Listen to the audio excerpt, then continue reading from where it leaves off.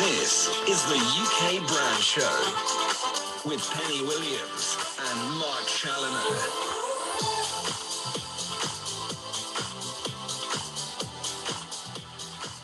Well, good morning, good afternoon, good evening, wherever you are in the world. Hi, Pen. Hi, I'm Mark. How are you doing? I'm very good, thank you. It's been a hell of a week from a sports point of view, hasn't it? With European Super Leagues and all the rest of it. Yeah, and all the news sort of seeing if we can get people back to events, 4,000 in Wembley. Absolutely. But this European Super League is just throwing everybody off course. And, I saw so many of those sort of cartoons on Facebook. I don't know if you saw them saying, people who are concerned about the corruption in the government, and it was a picture of a very calm retriever, and then people who are concerned about the Super League, and it was like a rabid dog. And saying, gosh, didn't it set off a lot of emotions this week? Well, with all that in mind, today's going to be focused on that because we've got a very good friend of the show, Tim Crow, who you'll remember, one of the world's leading sports sponsorship experts, and he's going to be coming on talking to us about all of that. He's a sports and esports business leader, and he's been at the forefront for like nearly 30 years as a rights marketer and an agency CEO and advisor to major brands. So his business now is all about accelerating growth for brands and rights holders and agencies, specifically in sports and entertainment. So looking forward to talking to him about the whole ESL thing, Euro Super League, and what the implications are and where does sponsorship go now? Because it's just an odd thing. So he's going to join us in a few minutes. But before he does, I wanted to, we've talked about subscriptions on the show quite a bit. And I came across some stuff recently, which I thought I'd just quickly share. And it's only a little 5-minute thing, which I thought I will share my screen, if I may, first. And then you'll see exactly what I'm talking about. So if I share that now, can you see my screen? I can. Good. So I'm going to put that into play mode, and then you can see. So we've talked about subscriptions are a big thing for people now, and you should try and get into that if you can, if your business model allows it. A lot of media companies are doing so, as we've seen. But I was looking at comparing that with Netflix, because that's the obvious one to look at as being a prime subscription business. And there's basically 4 reasons why you should look at Netflix as being a way of going forward and driving your loyalty out your customers. But you should only look at, number one, you should only look at your subscription if it's any part of your business. Don't forget Netflix, that's their entire business. You don't have any sponsorship, you'd advertise and all the rest of it. So if your business is all about other things, you should look at why subscriptions are part of what you do. It's a different sort of focus, if you like, when you're talking about engaging customers and bringing customers in for various reasons and getting data from people and using it in different ways and getting sponsorship and advertising. If it's part of your mix, you just need to refocus what you do, because don't forget, Netflix only do subscriptions and that's it, nothing else. So they're purely about driving subscriptions. So it's just to make that point. The second thing was, if you've got high variable cost and it's unclear what the usage is, again, you may want to, Netflix don't get involved in promotions and marketing. So they just do, it's X pounds a month and this is your cost and full stop. You like it or leave it. If you've got streaming stuff, is what they do, is very cheap in terms of fixed costs. If I give you a version of my streaming service, it's very cheap for me to just add you on because I've already got the service already. But if you're not doing that, again, it's just, you have to look at your costs and what you can offer and what's viable and what's not. Third thing is that, when you're not providing entertainment, you may want to consider exactly this, because for entertainment, people will pay for entertainment. People, as it's been proved, whether it's Netflix or Apple Music or Spotify, if it's entertainment, people will pay for it. It's more difficult with other things. So again, it's just about identifying, what your business model is and what you're trying to achieve and who you're trying to achieve and how you target those people, which is really about the fourth thing. When you've got distinctly different customer segments, I think Netflix have got a certain type of person who likes movies and will go to Netflix for movies, which is not everyone. And your business model may be much more complex than anybody else in terms of the segments that you're trying to reach. And it may be a broader range of ages, maybe a broader range of social demographics, maybe just totally different. So it's just the 4 things to bear in mind where you may not want to be a Netflix or a Netflix model. But there is one reason why you might want to just look at Netflix. And that's really about just taking a step back, away from your products and service, and find out what's the main aim why people might want to buy a subscription from you of your offering. What is the one big reason why, of all the subscriptions they're faced with, every day of the year, almost people saying, buy this, buy me. They've only got a certain amount of budget. So, what is it that's actually going to, buy yours? What is it that's going to stop? I'm going to stop that now. What is this going to make them come to you and spend money with you? You've only got a certain amount of, income every month that you're going to spend on subscriptions. So, that's it is one thing interesting they do. Subscriptions have come back round, really, haven't they? That there was a lot of, I can get content for free, so why pay? So I think there is a bit of an understanding now, if you want quality, that you need to pay for it. And of course, that's in the news industry. That's the worst thing, that the news industry did 150 years, giving it all away for free, and now having to try and claw it back, saying, "No, we want to charge you for it now." So you better make sure that your, offering is good, otherwise the people won't buy it. Yeah. And it's it's a difficult one, isn't it? It's a difficult one. It is, but I do think people are looking more and more about that, content, that, your time, your expertise, your service is worth paying for, and people can budget more, can't they? If they're on a subscription, you know where you are and you're then committed, so the loyalty is good for the supplier as well. So yes, it's absolutely worth considering. I was talking to someone the other day, actually, and they're sort of looking at a quite a new subscription model in their business, which they wouldn't have thought about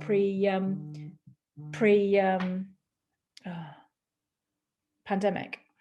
Yeah, that's right. They're different sets, different mindset completely, isn't it? But the thing about subscriptions, I always think as well, is that it's irrelevant to today as well. You take the big clubs now. So we're going to talk about sports sponsorship in a minute. The big clubs want you to buy into their offering. They want you to buy into, in my case as a Liverpool fan, they want me to buy into something called LFC Go, which is a membership scheme. I pay a fee every month. I can see games I don't see elsewhere, get behind the scenes, and it's a tricky one, because a lot of stuff you can get for free. I know I can get a lot of it for free. So what is it makes me think that to buy a subscription of that is going to make me, part with my money every month? So you better make sure it's good, or else don't bother. Someone once used in the news industry, I remember, used the reason of, it's peanuts or caviar. And a lot of people, a lot of industries, are 80% peanuts and 20% caviar, and it should be the other way around. And when you've got it the other way around, people will start to pay for it. But they won't when you just know they can get peanuts anywhere. What's the quality? What's the quality journalism, or what's the quality offering that you're expected to pay for? I think this is where the pandemic's just changed all of that thinking, hasn't it? That it's about the acceleration of online, the acceleration of business models that weren't working, so people are relooking at things. I think it's quite an exciting time, actually, going forwards. I think there's going to be a lot of innovation, and it will be fascinating to watch. Well, it's always been said, hasn't it? And I've used this phrase myself a few times. And in fact, I've asked audiences at conference this question of, how many people are scared by the digital transformation? And then, I don't embarrass them individually, but if hands do go up, I'll say, well, maybe there's another industry for you, because, you're either in one or two camps. You're either scared or you're excited. And I'm very excited about the whole thing. And I think you need to be excited, because if you're scared by it, then go and do something else, because you're not going to grasp it. You don't, and it's nothing. It's not a criticism now. It's like, it's just maybe not for you. You're used to one environment, and now digital's come along and it's created a new environment as well. And it's maybe just not for you. It's as simple as that. It's just That's media, isn't it? Don't you think that, you and I have both been in media for many years, and there's been different moments in time, different changes, different innovations, but it's all about change. Media is I always think the first into recessions and the first into technology changes. Somewhere along the line, it is an early adopter. Yeah, it is. It is. And that's what makes it exciting. That's what's kept me, I suppose, involved in all those years. I suppose I start to feel a bit of a dinosaur. I mean, someone was talking to me about virtual reality and how, businesses are using that more and more. And, it's something I have no experience of. I understand it, I've seen it, but I have no experience of it. So feeling a little left behind. I need someone to do us a demo at some point. I think you had, weren't you at an event in London, and I think you got quite involved in AI. I was. You're right, actually. Yeah, I remember it was a mobile marketing event. 4 years ago. Yeah, you're right. It was. Yeah, better memory than I have. You're right. It was. I know what you're up to, even if you don't. Well, it is a future campaign, but it's all about timing on these things, isn't it? It's always a time and a place for things. And as you say, that was quite a while ago. And yet here we are finally talking about it. Yeah. Well, anyway, anyway, so just to set the scene before Tim joins us today, and for those who have been on Mars for the past week and not seen what's happened in sport and in particular football, and which is what we're going to talk about with Tim, is that it's been an amazing situation. As much as about a week or so ago, and we didn't know anything about this whatsoever, and then suddenly there's been this thing which was complete, curveball for everyone. And we're going to ask Tim all about it now because he's just about to join us. And it's been an amazing week because it all collapsed within 48 hours. So why that happened, who knows? But Tim, are you with us? He is. I can see him there. How are you? I'm very good. How are you? Hi, Tim. Hi there, Penny. How are you? Yeah, very good. Thank you. It's all the better for seeing you. Ditto. Well, the obvious question, Tim, to ask you further, have you had a busy week?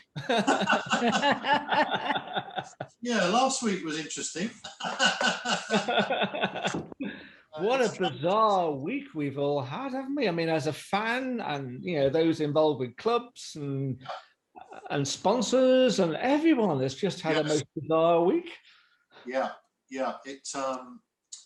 I could tell by Monday lunchtime that it was going to be a pretty busy week, and I thought it might be a bit long. Last a bit longer. I mean, it's still pretty busy because there's still ongoing stuff to deal with. But well, let's just go back to that beginning of that week. You mentioned Monday. I mean, I happen to be, as a Liverpool fan. It just happened to be my team was somewhat got the forefront of, or the force of all of this. On Monday night, they had a game away at Leeds. Yeah. And at that time, suddenly, that day, the European Super League was suddenly brought to the media and out everyone's consciousness. And nobody knew anything about it. And the most bizarre thing to me was there, of course, were demonstrations outside Leeds' ground, both Liverpool fans and Leeds fans, and then the game took place in weird circumstances, as you can imagine. And then the most bizarre thing for me was seeing Liverpool's manager after the game, Jurgen Klopp, saying he'd only found out about the whole thing the previous day. I mean, how could that possibly be? Well, I mean, that seems to be. So the story sort of broke on Sunday night, and so to those of us kind of in the football marketing, football business, there's sort of been a threat of a breakaway for years and years and years. And it comes round with great regularity every time there is a new European Champions League cycle coming, and there's the usual arguments over format and money and everything else.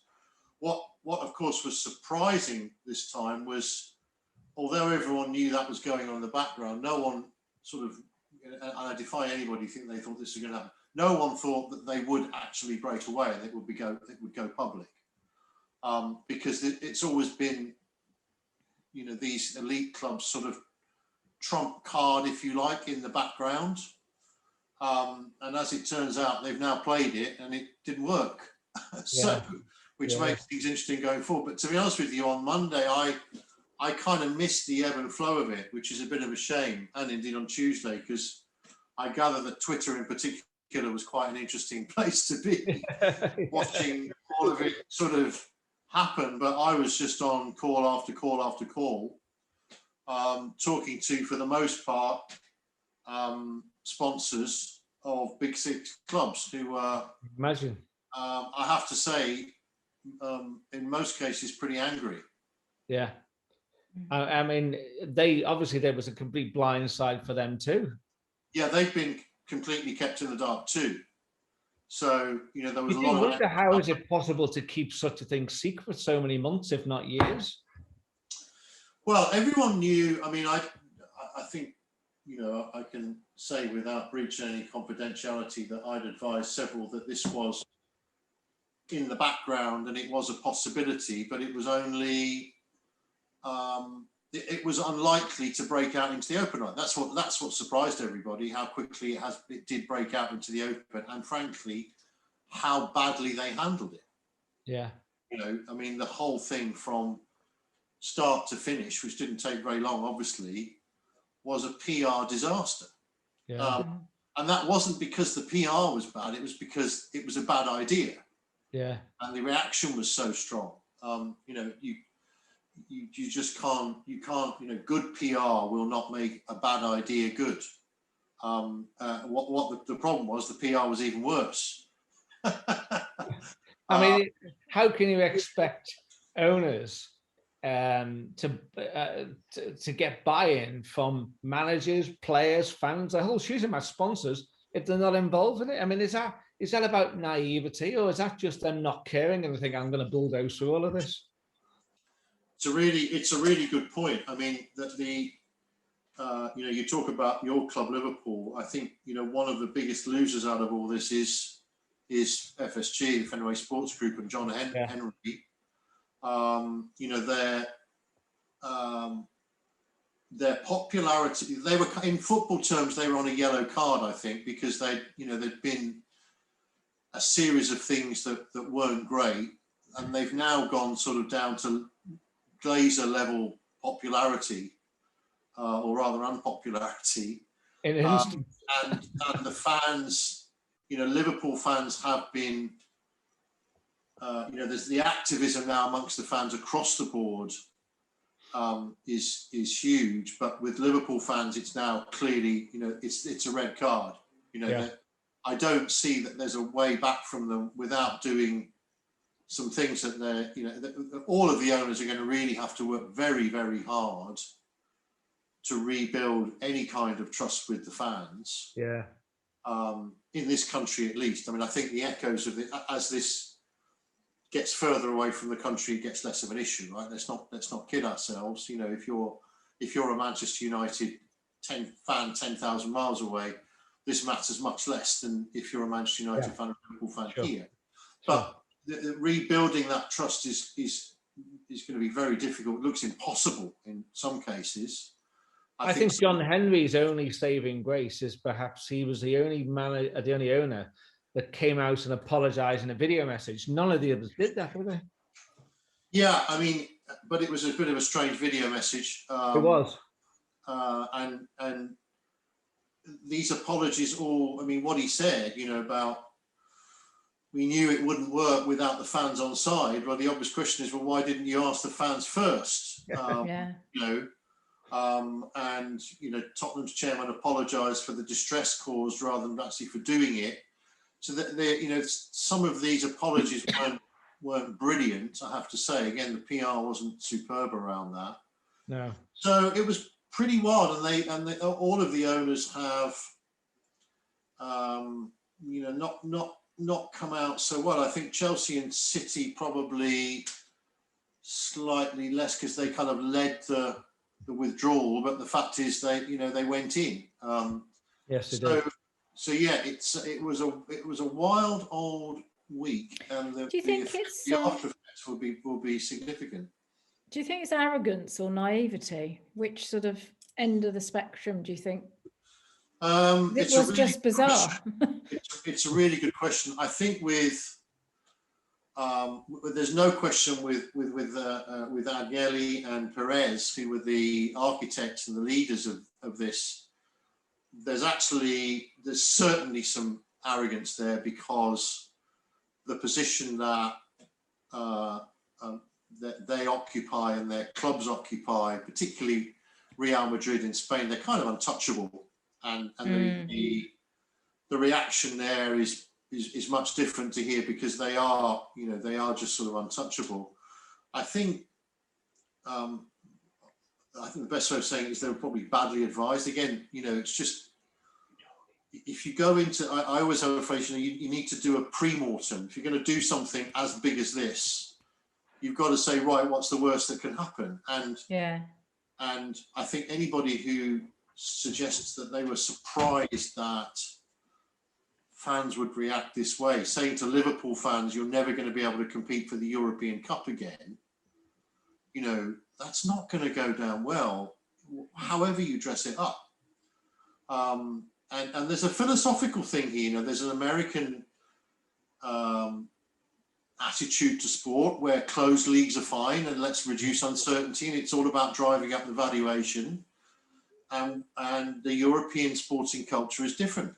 And that was, I think, lots of it at the heart of it. But to answer your question, Penny, I think, with some it looks like, frankly, desperation, because how are the Italian clubs and the Spanish clubs going to claw back these huge losses and these huge debts?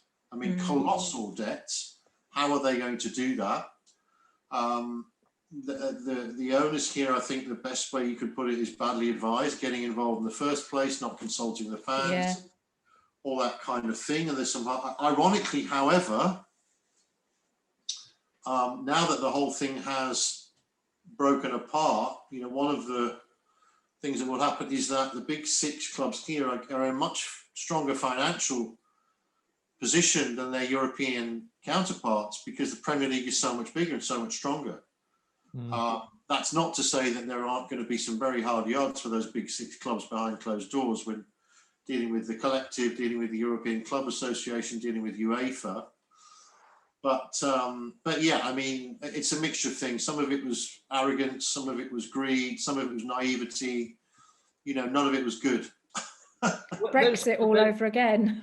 But those clubs now, I mean, on the one hand, you hear talk of them being penalised, docking points or big fines or whatever. Yeah. On the other hand, some people are saying, well, what's going to happen now is those six clubs are going to be like forcing the pace more in terms of them getting a better share of the revenue. So it can't be both. What do you think it's going to be? Yeah, I don't think that will happen. I mean, as I say, they've played this trump card now, and it didn't work. You can't play it again. So I think, at different levels, we will see them penalised. I don't think it will be points. I don't think points are the right thing to do anyway, because as you say, the players and the managers and the fans weren't aware of this. So I think that would be the wrong thing. I think where we will see penalties, if you like, is, so at UEFA level, Alexander Seferin, the head of UEFA, he came in. His mandate, which he was re-elected on, was about being the champion of smaller clubs and smaller leagues and democracy. So I think, we'll see that play out. Case in point, there's the question of extra places in the Champions League. The way that was headed was going to be on what they call the coefficient on historical performance. Yes. I think that's out, because that favoured these big clubs. I think that's out the window now. I think you'll see smaller clubs come in, and it will be based on something much more democratic and much more in favour of smaller clubs and smaller leagues. At Premier League level, I think the issue is going to be about, for example, revenue distribution of the new TV deal. And I think the 14 and Premier, and Richard Masters, by the way, the chief executive of the Premier League, who's relatively new in post as chief exec, although he's been at the Premier League for a long time, and I go back a long way with Richard. But Richard has played a blinder here, so his hand is much strengthened. So I think you'll see the Big Six club penalised in that way, in that the threat of a breakaway has gone away. The power of the collective, the power of the smaller clubs is much stronger. Yeah. So and of course the Big Six resigned from the European Clubs Association, so that becomes interesting. So what is their voice now? It's significantly weakened. It's interesting because I remember BT once telling me, this is one of the top execs at BT saying to me once that whenever they're picking their matches and which games to show live, they will always look at the fixtures of 4 clubs from the Premier League because they know that those 4 clubs will generate the biggest audiences. Yeah. And they are, one was a surprise to me, Liverpool and Man United, of course. Third was Chelsea. The fourth was Newcastle. Yes. Yeah. Which was a surprise to me. But obviously, if I was Newcastle, I'd be trying to negotiate a higher fee on that basis. They are, never worked it out. Yeah, I think Mike Ashley's got other things on his mind. Right. Right. How did Spurs and Arsenal qualify for being part of the Big Six? What's the history to this, Tim? Well, it's simply a question of revenue. The more regularly you qualify for the Champions League, the better you do in the Premier League, your revenue goes up. I mean, obviously, there's that old saying about revenue being vanity and profit being sanity, which is the key point here. But it's simple as that. That frequency of qualification for the Champions League added to finishing high in the Premier League and getting that extra television money, that over time has created this enormous gap between these bigger clubs and everyone else. And of course that then led to the big issue, which was that's why they were invited rather than being anything else. Yeah. And the drawbridge being pulled up on promotion and relegation, of course. So do you think this European Super League in whatever form, do you think it will resurrect itself in the future? Do you think ultimately we're going to head that way anyway? Yeah. Look, a lot of the issues that caused it are still there, right? So, the issues of enormous debt in Italy and Spain are not going away. No. What they do about those is going to be very interesting. So, that's point one. Will that involve a Super League in any time soon? No, it won't. No. The issues of financial fair play. One of the big frustrations of some of the clubs were that the likes of Manchester City and Chelsea, because they were owned by nation states, oligarchs, and therefore their balance sheets were questionable according to UEFA rules, and some of the other clubs didn't like that. Mm-hmm. And they wanted UEFA to hold them to account much more. They wanted salary caps, and that was part of the proposition. So that's not going away. UEFA will have to deal with that. There's what will happen between FIFA and UEFA. FIFA obviously came out very strongly against it, but FIFA have designs on their own Club World Cup. FIFA and UEFA historically have not got on particularly well. So there's all sorts of I think we'll see a lot of the issues play out that the Super League was designed to solve. Will we see a Super League come back anytime soon? I don't think we will.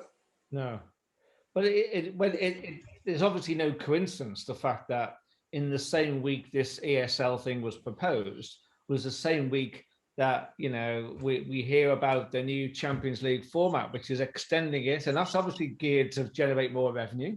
Yeah. Yeah. So isn't the Champions League just another version of the ESL in some form? Look, I mean, I am old enough to remember when it was the European Cup. Me too. I have to say I much preferred it, but we're not going to go back to that because it doesn't generate what they need. The answer to your question is no, because there is still a process for getting into it, which is not decided by people in boardrooms. Right. But I think, you know, going back to what I said, I think that the redesign of it, so for example, how, you know, who is going to be invited in now, who's going to be invited in to participate, that will not be done as the big clubs wanted it to, based on the coefficient, based on historical performance. But I think you'll see SEFA with the backing of others, getting smaller teams in for smaller leagues. And I think you'll see the distribution model changing over time. I personally quite like this Swiss model. I think it's quite good. I don't like the Champions League because there are just too many dead games. And I'm also someone who comes from a time when it was the European Cup and it was extraordinary. And they were, every game was extraordinary, and it was a very different competition. But we've moved on. We've moved on from that, so we're not going back. But it would be good to get some of that back. But that's something that all of sport is wrestling with, because sport doesn't recognise that less is more. It thinks more is more. Yeah. But back specifically into your world, if that's the right phrase, how will it all affect sponsorship going forward? I mean, is it going to be a nervousness from sponsors, a backlash, fear, or will normal service be improved? Yeah, it's a really good point. So I think, that anger that I talked about has died down now, but it's been replaced by mistrust. Once bitten, twice shy type stuff. And particularly with Florentino Perez and Andrea Agnelli still saying, this thing is not dead, and we're tied by blood, and everyone's bound by contract. So there's a lot of nervousness around that, and contractually, there's a lot of contract reviews going on. So some of which I'm advising on. I'm aware of others, going on as well. And the Super League has become a sort of deal breaker, unless in renewals, the clubs sign up to not doing this again. That'll be a deal breaker. And sponsors will want financial penalties or the right to withdraw straight away. I think that, in my opinion, there's no doubt that sooner or later this is going to cost some of the big six clubs some sponsors. Yeah. Particularly those for whom the UK and Europe are more important. I think if you're a sponsor of Liverpool or Manchester United somewhere in the Far East, I don't think those guys are going. I think it'll be business as usual. Yeah. But I think there will be some effects there for sure. Renewals and doing new business again in this part of the world got a lot harder for the big six. Will that die down?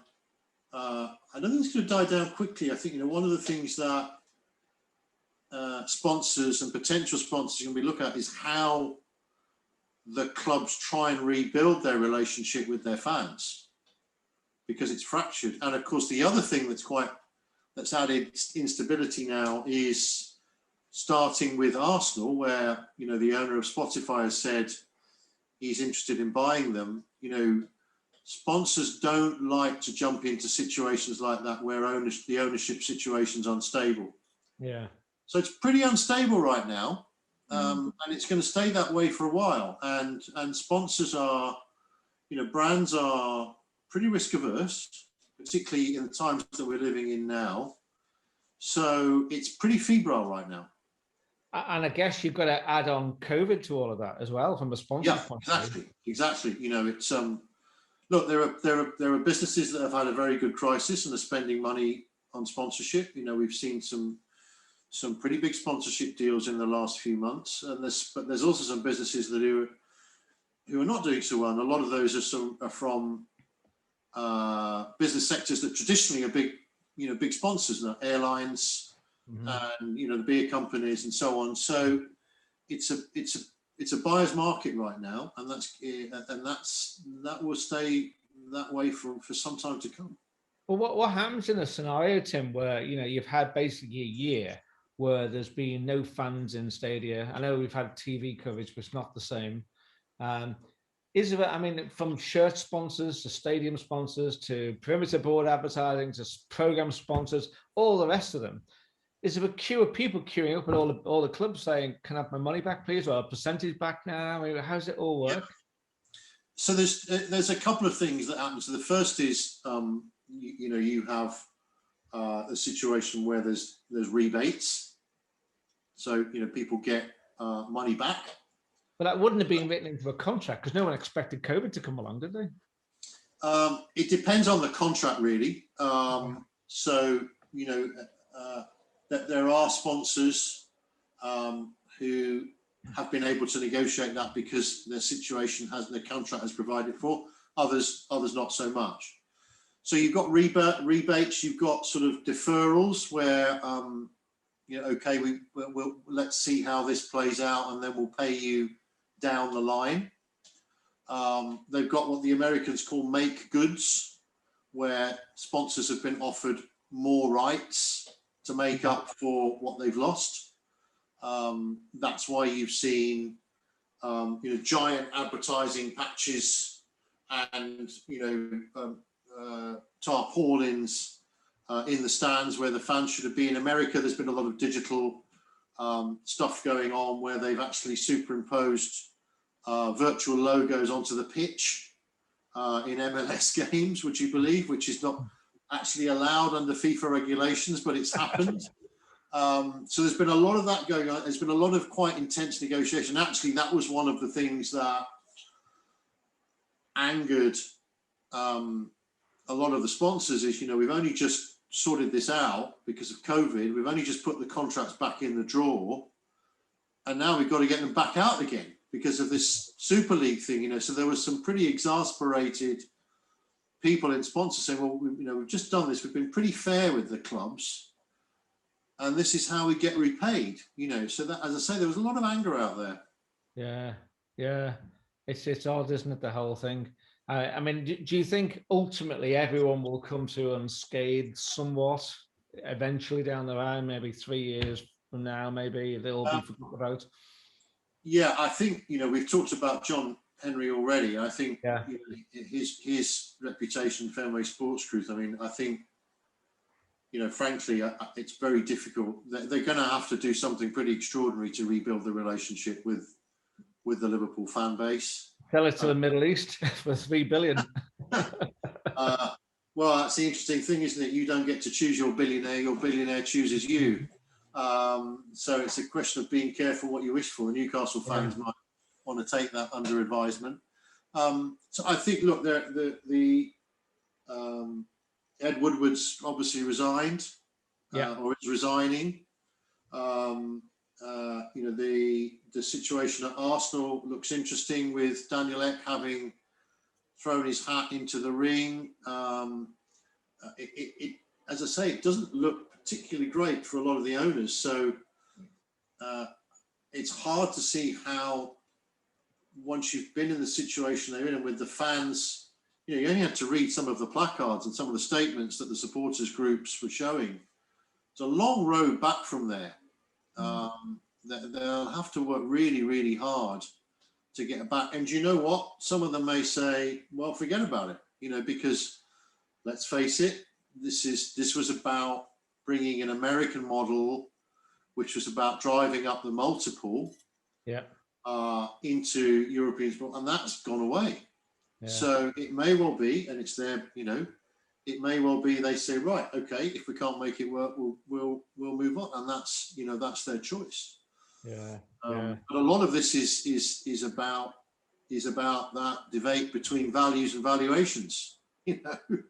and there are people who are interested in valuations, and I think what it's shown here is it's that may well be what's on your mind, but there's a question of values as well. Yeah. Well, Tim, before we let you go, I've got one other question. Just love your opinion since we've got you here. And it's something which just staggered me recently, and it just draws a home to roost. And this is Liverpool. Yeah, it would be Liverpool, wouldn't it? But it's a particular thing. I'm sure it applies with the clubs too, whereby Liverpool, I think, if I've got my figures right, have something like, and you mentioned Twitter at the start, Liverpool have got something like 80 million followers on Twitter worldwide, which I thought was a staggering figure until I read about this deal that's been done with LeBron James. And anyone who doesn't know LeBron James, he's a US basketball star, the biggest up top of the pyramid. And Fenway have done a deal with him, if I'm not mistaken, and Nike have done a deal with him, kit manufacturer sponsor, to the tune of $36 million to pay him, so that he will wear a Liverpool shirt when he comes out off the court and playing basketball in America. And just promotes Liverpool generally on this, that, and the other on radio shows, and what a great team they are. I always follow them, etc. But on the basis of he's got 136 million followers on Twitter, yes, which is almost double Liverpool Football Club. Got their own right. That is just mind blowing. Yeah, and in some strange way, I can see why such a big multi-million deal is worth it to the club, because Liverpool get 20% of any of the Nike shirts sold globally. So if we can promote shirts in America, it might make sense. It's smart business, yeah. And I think this is the sad thing about FSG.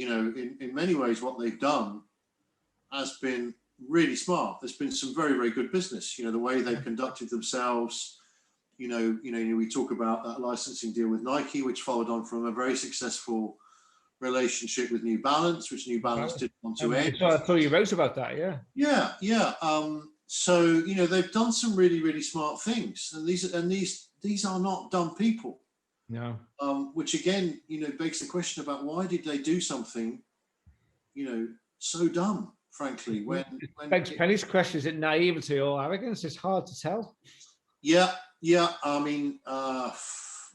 Well, and the things are changing. I mean, that deal that you've just described demonstrates how, it's not just about the businesses and the brands. These individuals now have huge power, and the old statement of social media and online is a flat platform for everyone.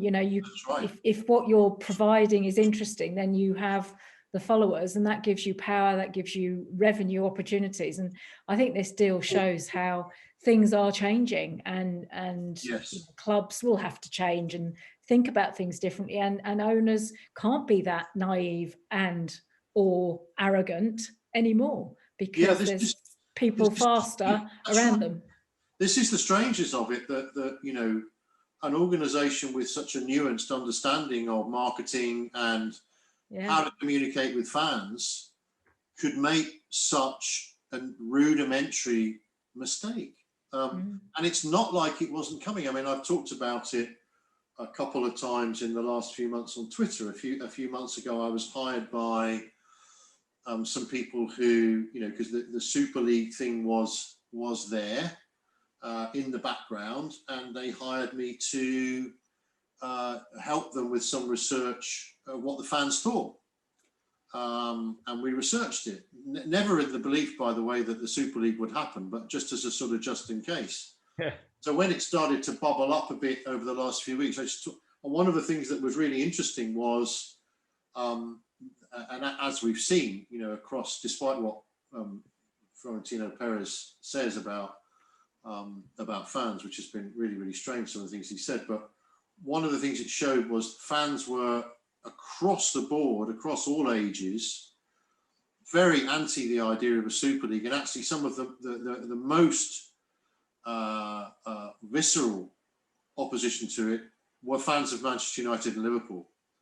So the research was there to be done, and actually I had talked about it. So again, it's just really, really odd, and who knows, one day we might find out Yeah, they what tend happened. to come to the fore in the end, ultimately, don't they? Of what Yeah, there's actually been some, happened. and actually, there's been some really interesting articles. The New York Times have done some really interesting stuff about what happened behind the scenes, and it does sound like it was all done faster than people wanted. But yeah, some rudimentary stuff, and as you say, Penny, things have changed, and there's this.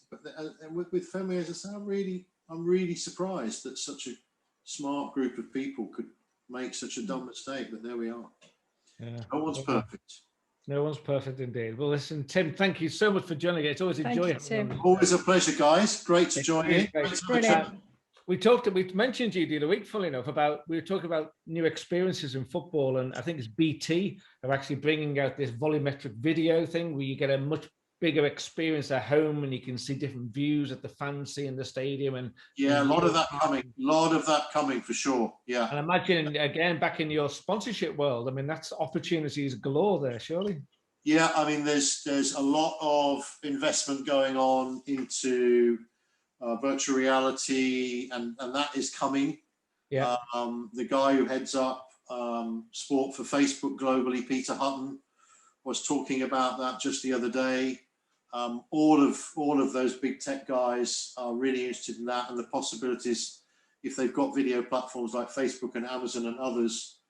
A lot of that is coming, and it's a long way from being scaled, but if it's in the lab now, in 7 years' time, we might see it, and it's been in the labs for a couple of years, so it won't be too long before we see that. I think a lot of it's going to be about how easy it is to, I think glasses rather than big sort of helmets that you have to put on. Yeah. I think glasses are the way, and there's a lot of that coming. So yeah, really fascinating subject, really fascinating. Yeah, well, it's also interesting because I might personally be involved in a project for, I won't say they are, but be really big worldwide media companies looking at what's the next thing beyond smartphones.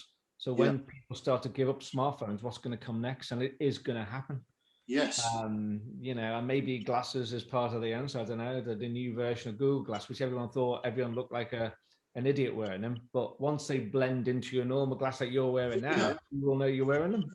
Yeah, I mean, and I remember I was one of the first people to get a mobile phone in the country. At the time, I was working for what is now the England and Wales Cricket Board, but the Teston County Cricket Board. And in '87, I think it was, I did a deal for all of the England cricketers to get mobile phones. And we had them as well. The staff had them, and I remember getting a phone call on my mobile in a bank in Headingley in Leeds, just down the road from the Test match ground. And my phone rang, and I got it out. It was a thing the size of a brick, so I had to carry it around in a bag. And I answered, and I realised that the entire bank, customers and staff, had stopped what they were doing and was staring at me because they'd never seen anybody on a mobile phone, and that's not that long ago. So, who knows what's coming next? Who knows what's coming? Well, I'll tell you what, Tim, when we do know what's coming next, you're going to get a call from us, don't you? Well, listen, thank you very much for joining us. It's been great as ever. It's a pleasure, guys. Nice to see you. Stay safe. Take care. And you. Bye for now. Cheers now. Bye-bye. Well, another great guest, Tim. He's a great guy. Very interesting. Yeah. And a subject I don't know much about, but, the whole sort of business and PR side of it fascinates me. Isn't that amazing? That thing I threw in at the end there about LeBron James. He's got 130 million Twitter followers. Can you get your head around that? Yeah. But it's all changing, isn't it? Yeah. He's a brand in his own right. I mean, they were saying, I can't remember how many followers Dwayne Johnson's got, but I mean, he's massive on Instagram and Twitter. And, they're saying, oh, The Rock's going to go for president. And you can see it because the following is so massive. Yeah. It puts people in a whole different position than, 5 years ago. It's changed so much. But I think influencer marketing. I was thinking as Tim was talking, that influence marketing is another Yes. subject we're going to come back to on this show very soon as well. Very much, yeah. So, but that's it for this week. Yeah, great. Don't forget you can look at or listen to more of these interviews on the ukbrandshow.co.uk website, or follow us on Twitter, Facebook and Instagram. Yes, you can indeed. And we'll be back again very soon with more of the same and more great guests. Yeah, lots to do. So thanks for watching, listening, whichever platform you're on, everyone. And we'll hear you or see you again soon. See you soon. Bye for now. Bye.